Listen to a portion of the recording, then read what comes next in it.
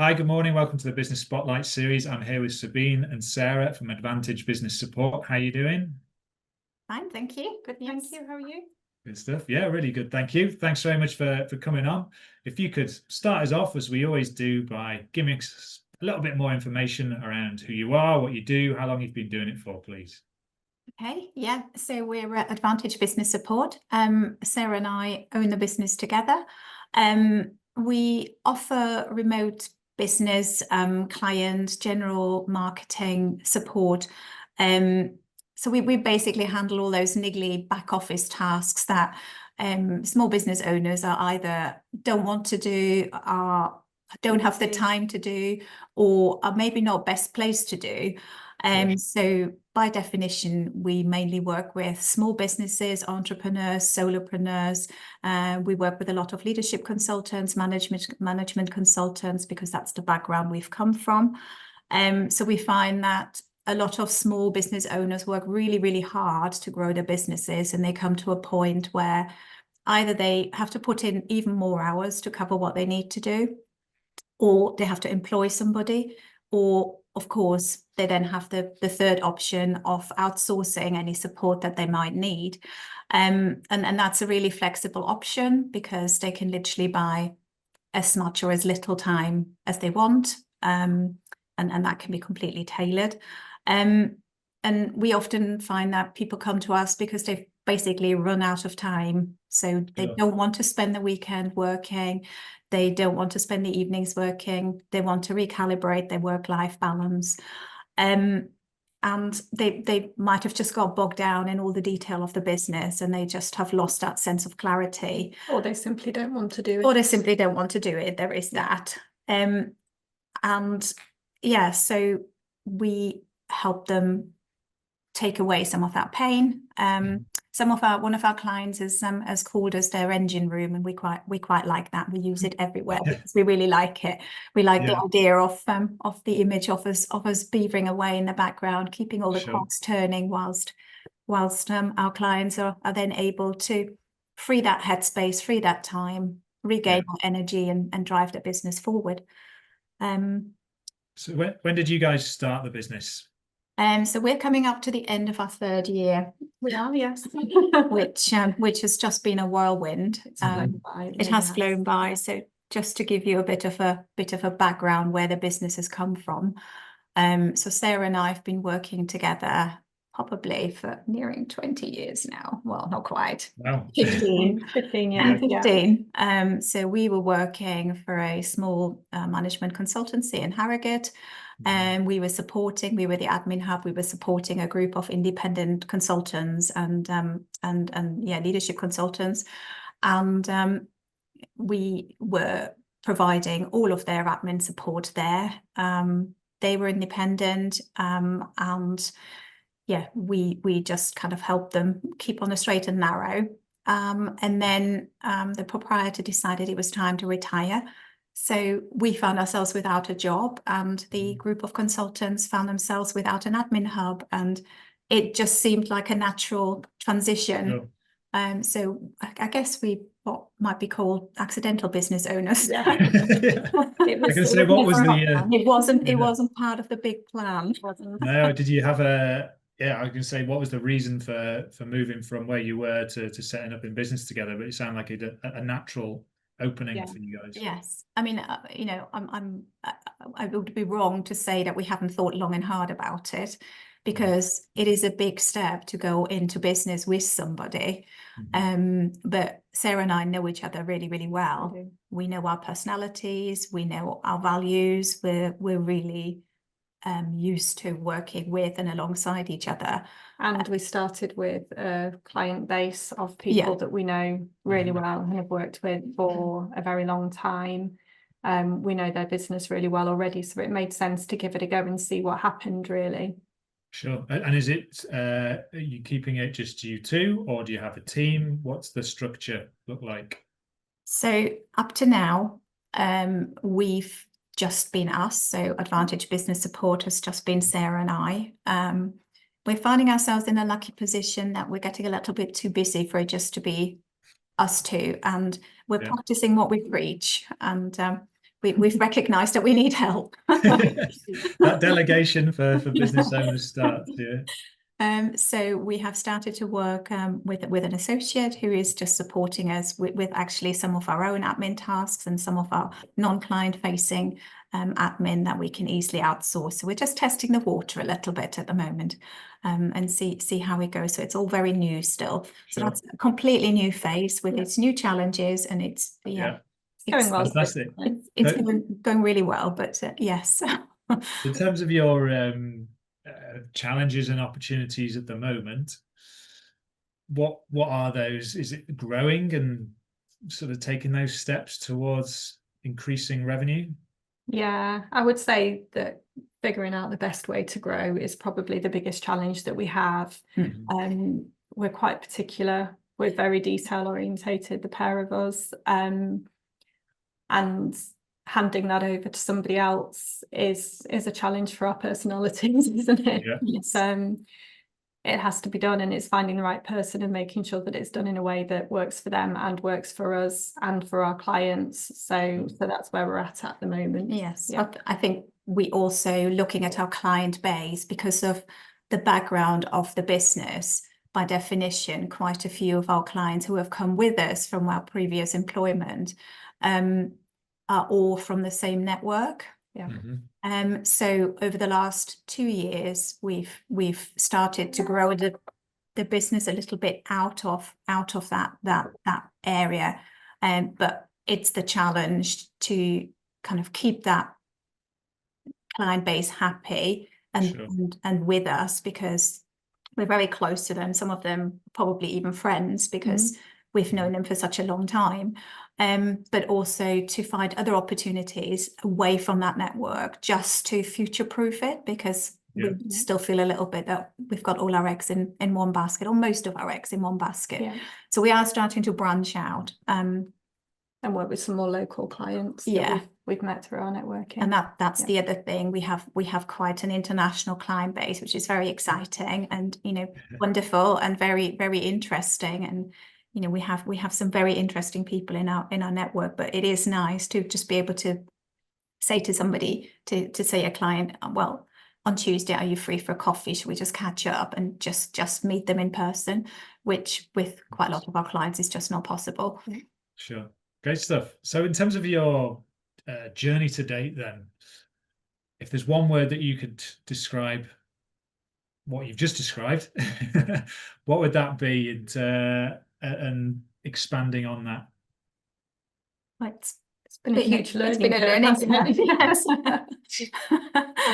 Yeah. I think we've both come into the business with a good understanding of business. I co-run a translation agency with my ex-husband, so I have a little bit of business experience. Sarah was basically heading up the operations of the management consultancy we were working on. So we have some business acumen, but still, when it's your own business and you want to make sure that you've crossed all the I's and crossed all the T's and dotted all the I's, it is a learning curve. And because Sarah and I are very detail oriented and we like to do things properly, so it was all about setting up the processes, making sure that we had all the documentation in place, understanding what we needed, and really understanding what we wanted to offer, making that really something that we can get behind. So that was the challenge at the beginning, wasn't it? And for the first year, people were sort of saying, what's your business plan? And for our first year, it basically was, let's survive, let's test the water. It wasn't just for us, was it? That was for our clients as well, the ones that we've worked with previously. It was a big transition year for them as well. So the first year was making sure that we got through it, but also making sure that they got through it quite smoothly without too many challenges. So year one, survival. Build the foundation of what you intend to do next. So in terms of, you talk about learning curve there, what is your biggest lesson so far to date, would you say, in business?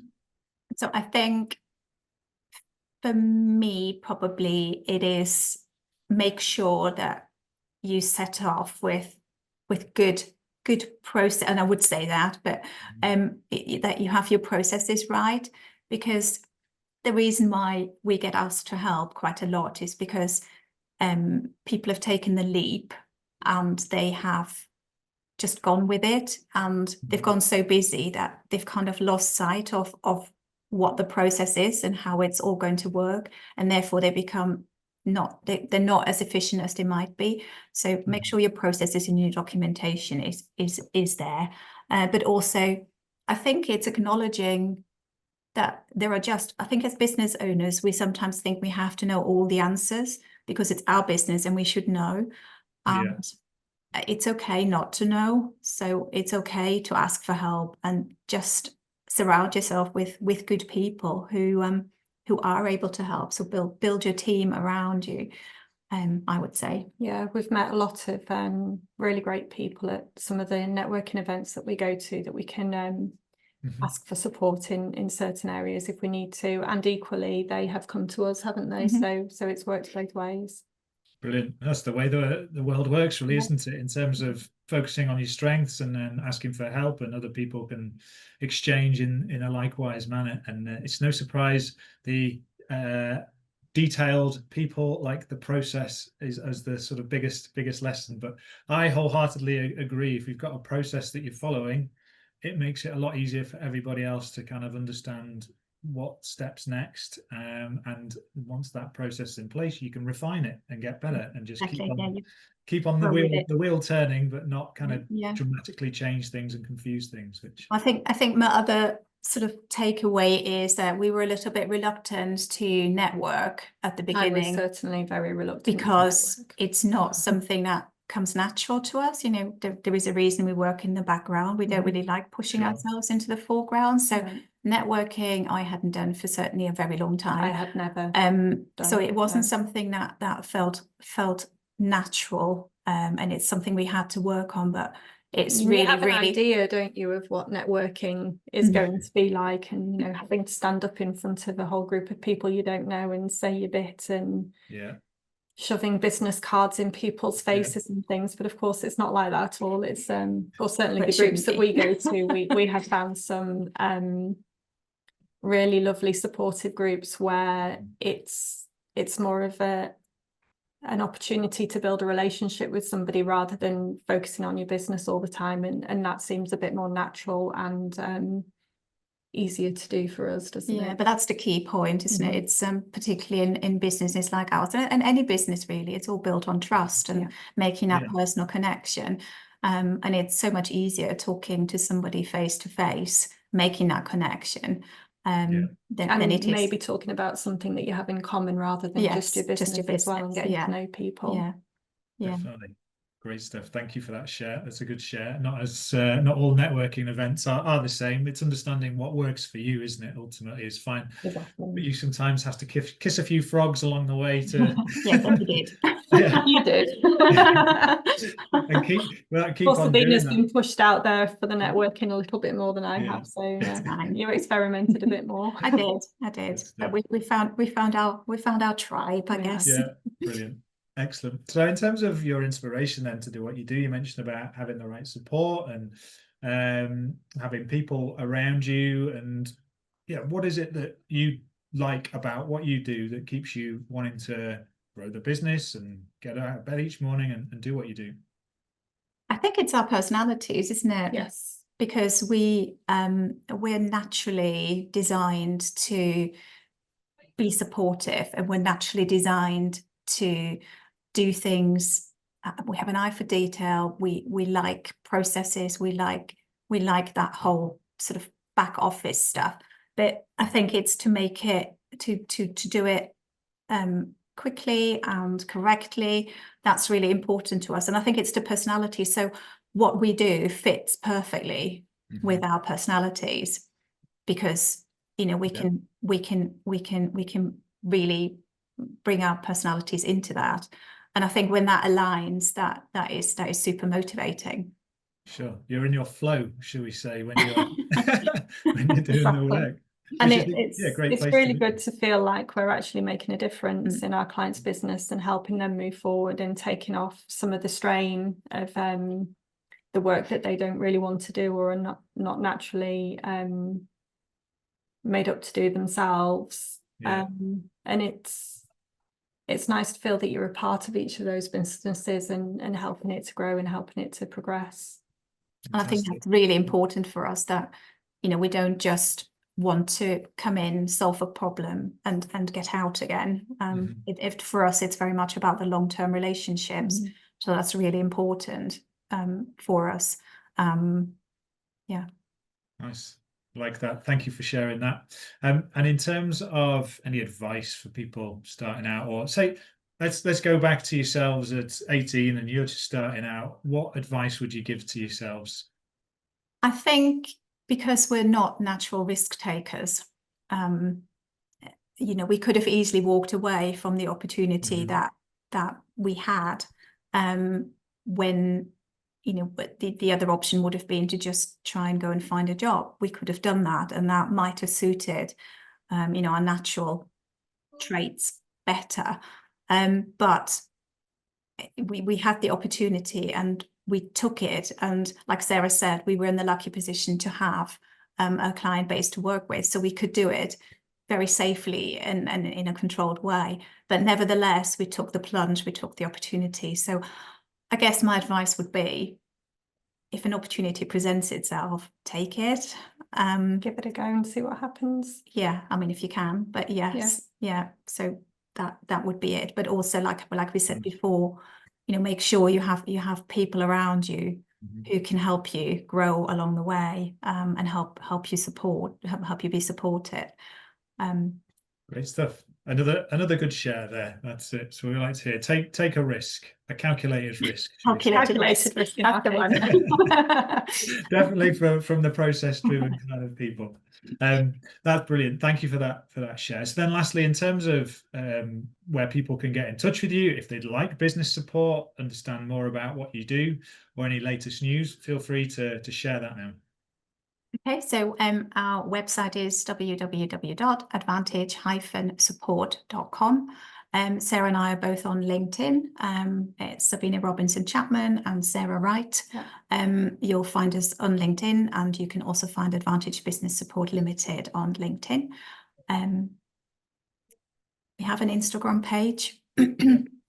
So yes, Awesome. In terms of what we would do is we'd set up a discovery call, all very informal, just to have a chat, just to see where people are with everything, where their pain points are. We'd then probably put a little bit of a proposal together. We'd try to really understand, you know, what is the one thing. Maybe start small. Maybe one thing that it's causing them particular issues, or they really want to outsource. So we understand that one thing. We would then put a little bit of a proposal together. We'd come together again and then have another chat about it, and then work out the best way of working with each other if they'd like to take that forward. But we're always really, really happy to chat. We're always really, really happy to also give advice, you know, if anybody wanted to pass anything by us and talking about best practices or any thoughts that we might have. And we don't have to start with one thing. We can take on more straight away, of course. We just have to work with our clients and how much time they have to show us what they want us to do and how they want it to move forward to get to grips with everything. And we tend to find that it builds quite quickly, don't we? It does, yeah. But there is a certain you know, time investment on both sides with setting that business support side up, because we need to understand what they want to achieve and where they are at and what their business is about. And so then we need to develop a way of working. So as you can imagine, we ask a lot of questions. We do ask a lot of questions. Well, a bit of investment at the top end, but then that relationship that you're looking for to kind of help support them through the longer term is key at the start, isn't it? To understanding what their needs are. And we'll put the links for your website and tag you in when we share the interview as well, so people will easily be able to get in touch. Sabine, Sarah, it's been really amazing talking to you, really, and understanding where you've come from and over the last 3 years how the business has progressed and where you're looking to go next. So thank you very much for sharing all that you have, and I wish you the best for the future success of the business. You're welcome. Thank you very much for having us.